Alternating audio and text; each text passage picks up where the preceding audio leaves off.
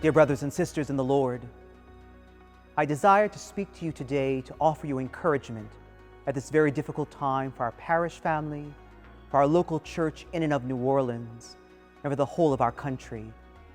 Thank you for all that you do and continue to do as disciples of Jesus Christ and ministers of the gospel. I recognize what a very unusual and painful time this is for everyone, and I want to stress that I am praying for each of you and that I am very grateful for all that you are doing to help during this public health crisis. It has always been the historic vocation of the Catholic Church to be the church for everyone. As the challenge of the coronavirus grips the world, and as our local, state, and federal government asks every individual and every organization to rethink its way of life, I now ask the parishioners of Divine Mercy Parish to serve all people in a new way. The public celebration of Mass and communal worship will have to stop for a season. Our usual patterns of Sunday and weekday Masses and other parish gatherings and ministries must be put on hold. But this does not mean that Divine Mercy Parish has shut down its operations. Far from it, my friends. For you see, we need to look at new ways of serving everyone. Many people are going to suffer during these coming months as the coronavirus reaches its peak. Tragically, there will be additional deaths, and so many will be grieving and fearful.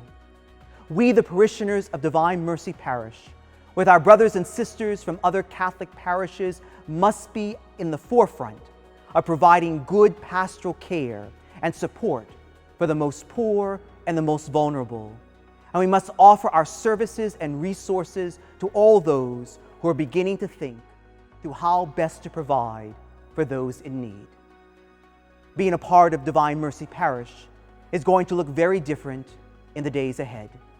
Our life is going to be less characterized by the attendance of church on Sunday and more characterized by the prayer and acts of charity that we offer each day as individuals. We may not be able to pray with people in the ways that we are used to, but we can certainly pray for people, and we must certainly pray. And we can certainly offer pastoral care and support. By our acts of charity, by our very love, Jesus Christ will be made known, and the hope of the gospel, a hope that will counter fear and isolation, will spread across our community. Archbishop Amen has called for a day of prayer and fasting this Friday, March 27th. My friends, considering the necessity of the moment, I ask all the parishioners of Divine Mercy Parish to participate in this day of prayer and fasting to invoke God's help for our city, for our state, for our country, and for the world. Let us pray for those that are infected, and for those who take care of them, and for all people of goodwill, because they are the witness of faith and the hope of this moment. This public health crisis is a situation, my friends, that we are not used to. It disquiets us. But that, above all, we are called, my friends, to live with strength of faith, the certitude of hope, and the joy of charity. This will offer us an opportunity to witness to hope and to remind us of the necessity to transmit confidence, and that it is essential to kneel and intercede in favor of the world. We will ask God for what we cannot procure for ourselves: the breath of life, pardon, interior peace, and health. Wherever you find yourself this Friday, please join in this day of prayer and fasting. And remember especially those who are sick or anxious, and all involved in providing healthcare services. As one action, I am inviting all parishioners of Divine Mercy Parish to place a lighted candle near their windows, on their tables at 7 p.m. on Friday, March 27th, as a sign of solidarity and the hope in the light of Christ that can never be extinguished by the darkness. This is, my friends, a defining moment for our parish family. Are we truly a church for all, or just the church for ourselves? I urge you, brothers and sisters, to become a different sort of church in these coming days, weeks, and months.